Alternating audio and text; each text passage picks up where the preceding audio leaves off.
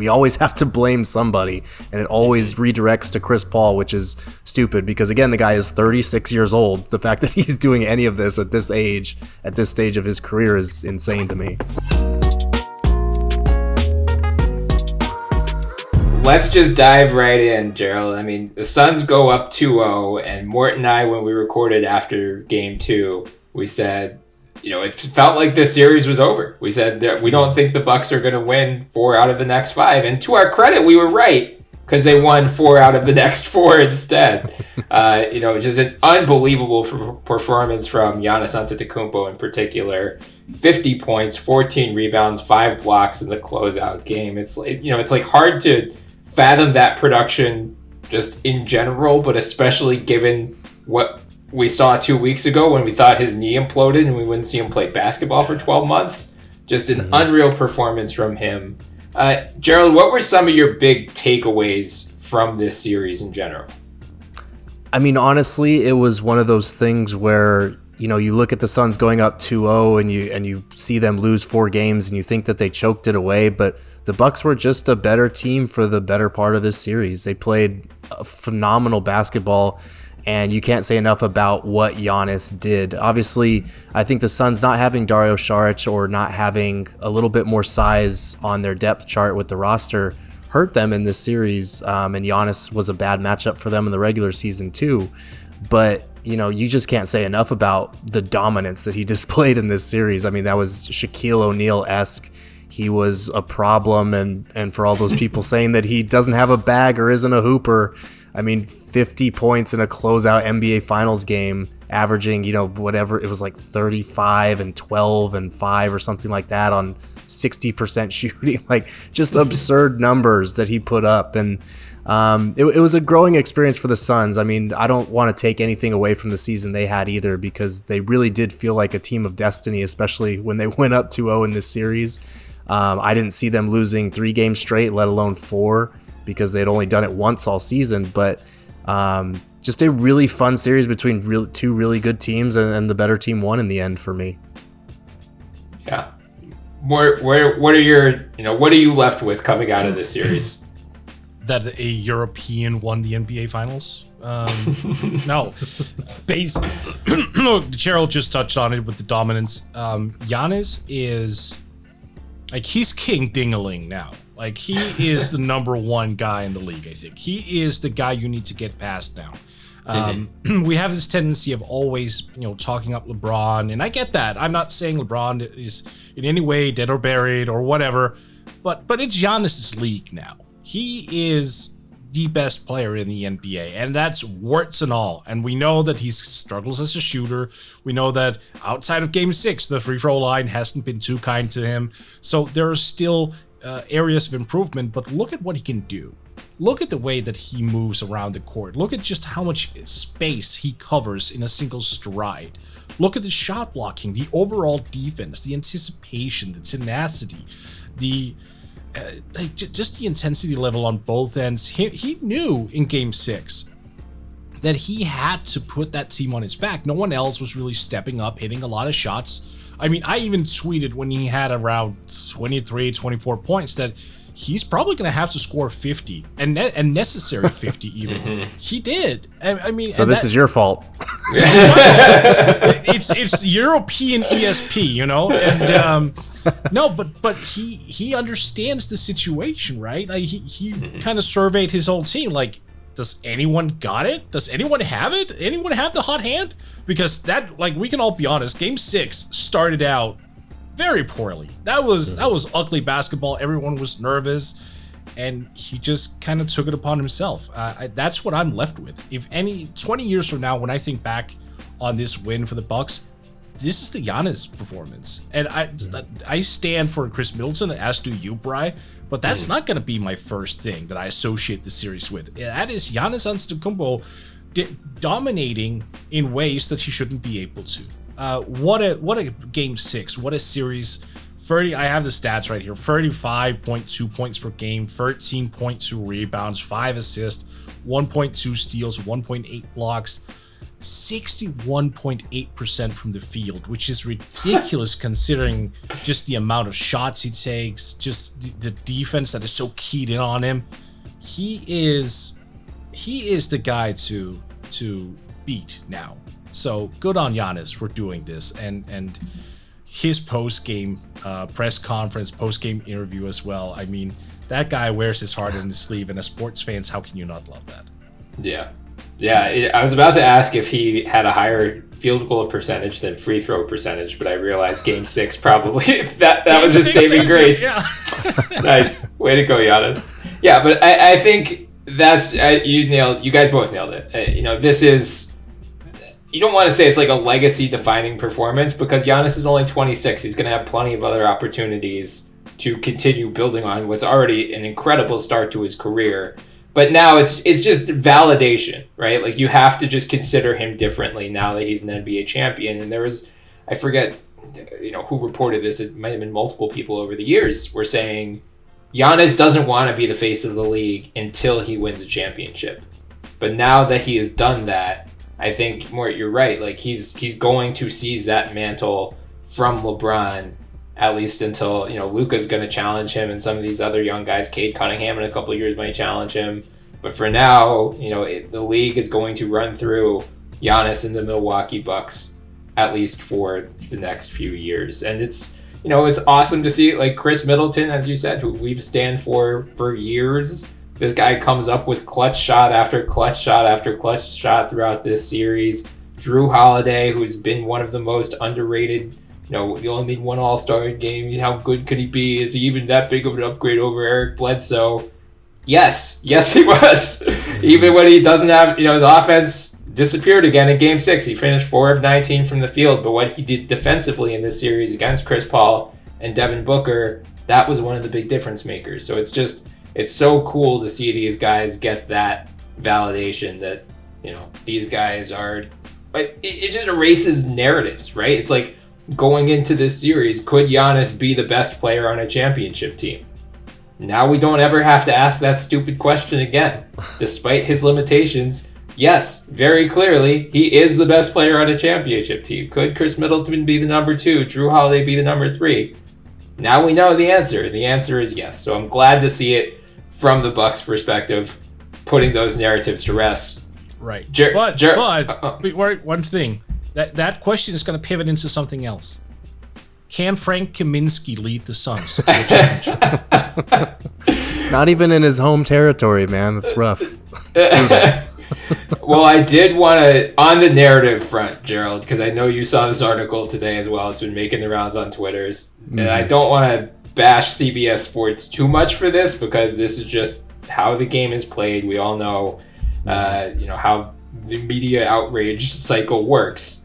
But they ran an article today saying this is just like the latest in Chris Paul's playoff collapses, and it's, adding to this legacy of this guy can't get his team over the top. So what would be your rebuttal to that? I mean, that's pure poppycock, for lack of a worse term that I could use. Like, I don't understand it. Like, the guy is 36 years old in his 16th season in the NBA. He's missed a grand total of 4 games in the regular season over the last 2 years. All NBA player, all-star player, leading 2 young teams to the playoffs. Oklahoma City Thunder were the 5 seed. The Suns, second best record in the West. Top 10 defense, top 10 offense. They make a finals appearance in his first year together, and somehow that hurts his legacy. I don't get it. I don't get it at all. I understand that Chris Paul has his playoff shortcomings. I understand that he wasn't, the point guard kind of caliber performances that they needed in this series to win. But I credit that more to Drew Holiday, and maybe the fact that he wasn't 100% with the ligaments in his wrists that maybe hadn't healed fully.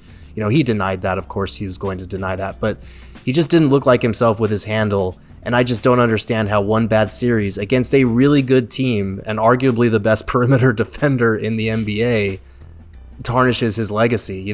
For me, just getting the Suns to the finals, that closeout performance in Game 6 of the conference finals, like those are the things we should be remembering about his playoff career, not, the turnovers against the Thunder or the 3-1 collapse with the Clippers or having to miss the last 2 games of the 2018 conference finals because he was hurt.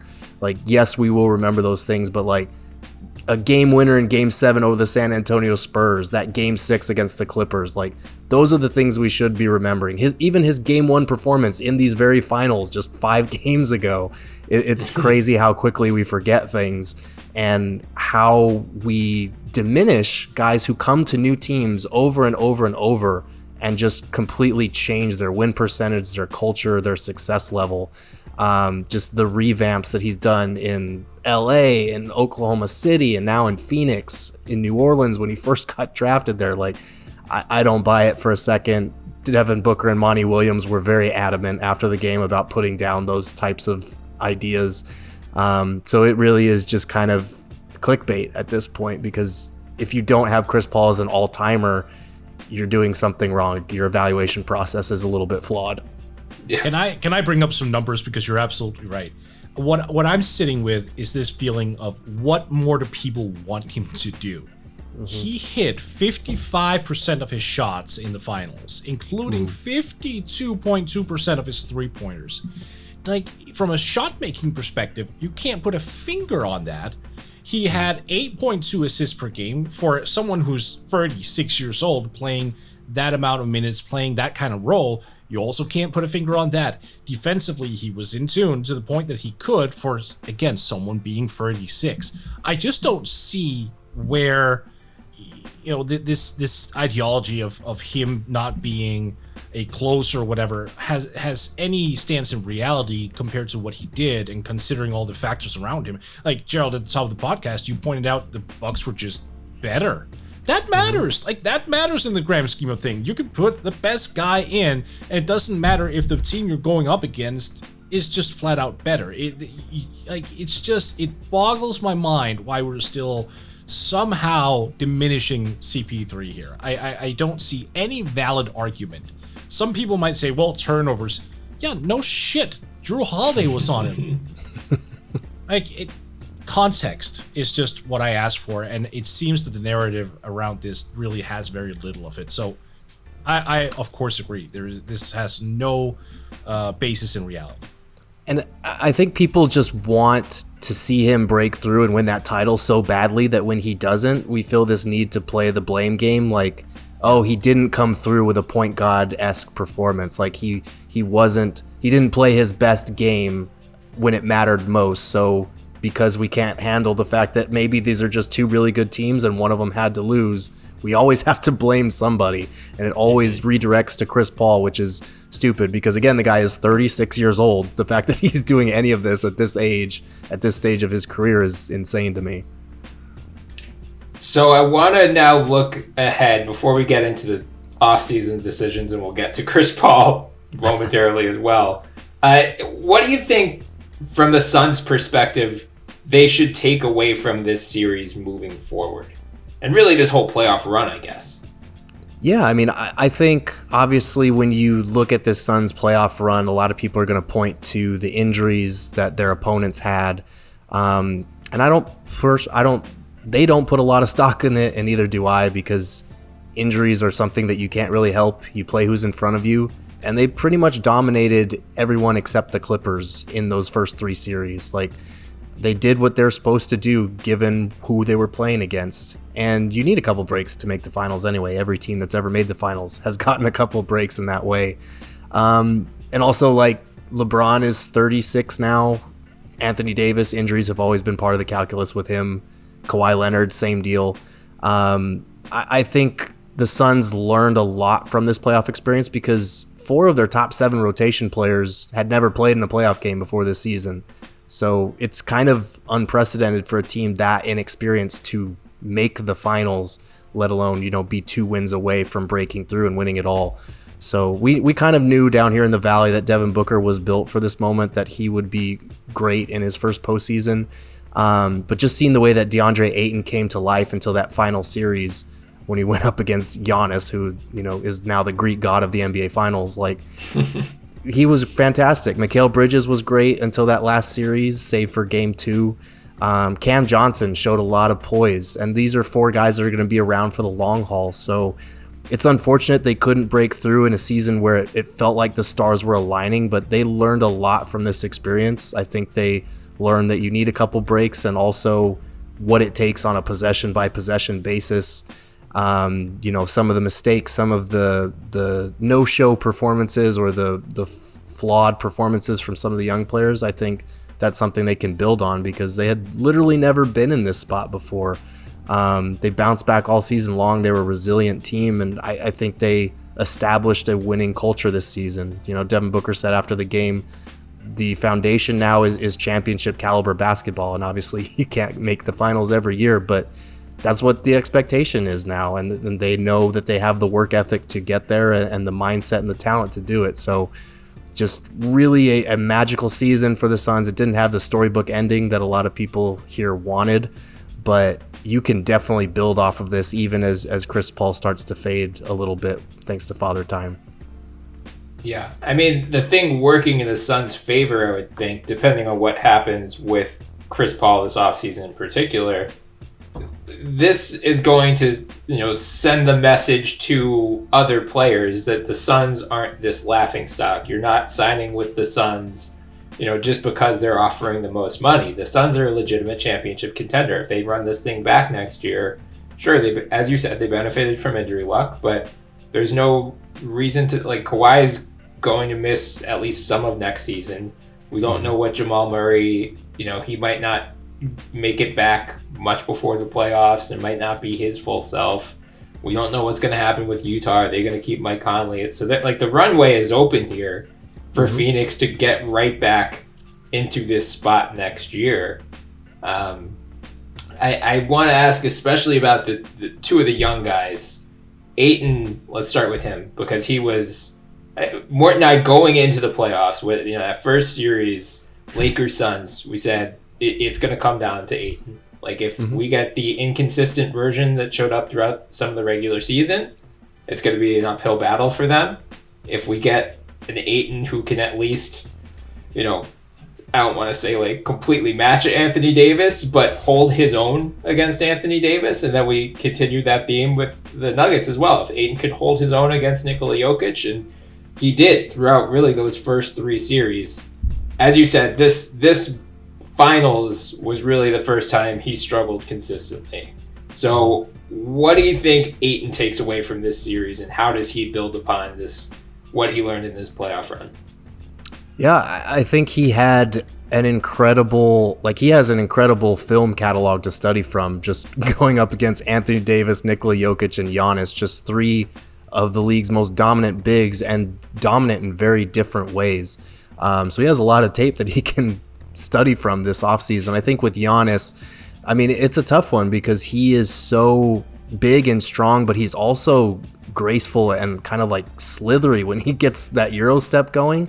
It's hard to stay in front of a guy like that, and I think Ayton, he consistently dealt with foul trouble in this series, which really hurt the Suns because they didn't have Saric. Frank Kaminsky is a 7-footer who plays like he's 6'4", and they didn't have it. The small ball wasn't working for them just because of the size discrepancy there. So he definitely is going to learn a lot from that in this regard. His verticality, which has been great for all of this season, was really put to the test, and he didn't kind of rise to that occasion. And it's funny that we're saying he didn't have a great series, because the raw numbers, he averaged 15-12 and shot 53%, which is not terrible. It's not what we saw from him in the first 3 rounds, especially on the defensive side of the floor, playing up to par with these NBA superstar bigs. But I thought he is going to take a lot from this. I think this was about as good as you could have asked for his first postseason at the age of 22 in his 3rd NBA season, especially because, like you guys were saying, he was the Suns' biggest question mark heading into the playoffs. If they didn't get locked in, consistent DeAndre Ayton, they would have gone home in the first round. And instead, they make this incredible finals run where he is consistently matching some of these superstar big men and proving that he can do it when the stakes matter most. So that was, I mean, if you can take another silver lining out of this whole run, it's that DeAndre Ayton solidified his status as like, yes, this is the big man that Phoenix wants in town for the foreseeable future. Yeah. And we'll get, he's another guy who they have a big decision about this offseason. And they have another guy, Mikal Bridges, who they have another big decision this offseason. What did you think of him throughout the playoffs and the finals in particular? I thought he was good. I think his offense was not quite the breakout performance that we were expecting, because during the regular season, you know, he was really good. I mean, he was more of the third member of that big three than DeAndre Ayton was for most of the season, to be honest, because his growth off the dribble, pulling up for that mid-range, attacking, poor closeouts, and shooting nearly 43% from three on top of just his multi-positional defense. Like, he was an incredible two-way player for the Suns this year. And you felt going into the playoffs with teams having to hone in on Chris Paul, having to focus on Devin Booker, that the opening would be there for Bridges to have, you know, some breakout series. And I think he had some really good games, like game 2 of the finals. He was fantastic in that game. But it just wasn't as consistent as you were probably hoping for. With that being said, I think you don't even hesitate when it comes to giving him an extension as well this summer. He's going to be one of the great two-way players in this game, especially, you know, people compare, and he said he studied film of guys like Kevin Durant and Brandon Roy, these other lanky guys that can put it on the floor and get to that mid-range spot. I think if he learns how to attack the rim a little bit more, maybe get to the free throw line a bit more often, he's going to make Phoenix a very dangerous team for the foreseeable future as he continues to grow. Oh, you're singing my song there, because the free throw thing is one of the things that I've been talking about for a long time. I think with the length that he has and the ability, the newfound ability to put the ball on the floor, you know, he not entirely dissimilar to Giannis, he has these very long strides. He covers a lot of ground. And I think he seems like he's got a quick enough first step that if he gains that separation, he can get to the basket at a much higher rate, which would, I assume, lead to more free throws as well. So if he gets to that level where, like right now, it's even below 2 shot attempts per game at the line, but if he gets up to just 4, then he becomes, that adds a whole nother layer to his offensive skill set. So completely with you there. I think he's been phenomenal overall. I mean, yeah, we didn't see like some huge offensive explosion in the finals, but that's also not who he is, it feels like. Like, yeah, sure, once in a while he'll throw in a 25-pointer here and there, but he's not someone who consistently gives you that. Like you said, he's the third guy. He's someone who falls behind that pack of Booker, CPs, on occasion also Ayton, and he just feasts off of that. Absolutely extension worthy, no case. Yeah, this whole segment pained me to the bottom of my heart, let the record reflect. But I know. I can only imagine, Bryan. You've never mentioned that before. No, it's okay. It's okay. I'm happy to see Mikal do well and thrive. And no, he was. I think you guys are totally right. It's, you know, they got to figure out ways to get him more involved offensively moving forward, and part of that is on him, and part of that's on, you know, just figuring out ways to divvy up touches. But I think in Game 6 in particular, it felt like he was trying to force the action a little more in transition. Like once he saw how they got off to such a slow start offensively, he seemed more aggressive. Just like, you know, I know Campaign scored quick. I think it was like 10 quick points off the bench, but you know, Mikal was like, we just need someone to score, so I'll take it upon me. But then there's that one transition dunk. Giannis blocked one, and then he dunked one off the back of the rim that bounced off. So it didn't quite happen for him, but he's not far away. And like, these guys are all so young. I think that's the cool thing for the Suns in particular.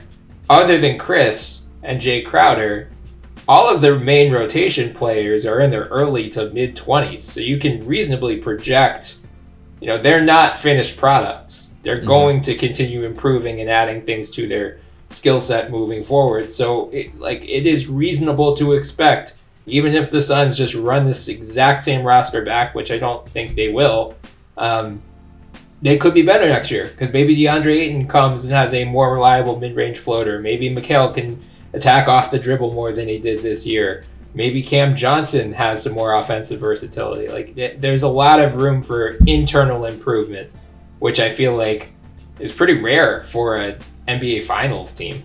Mm-hmm. It's incredibly rare, and that's why it's so important. I feel like that's a weird word, but it's beneficial that they made this finals run in a lot of these guys' first playoff run, because Devin Booker's only 24, Mikal Bridges 24, Ayton 22, old man Cam Johnson is only 25. So like they still have a lot of room for growth together, and that's the cool thing about this team, and that's part of the reason why we'll talk about this, but that's part of the reason why I would not be opposed to the Suns just running it back and letting Chris Paul's influence and help facilitate that growth that they showed this season.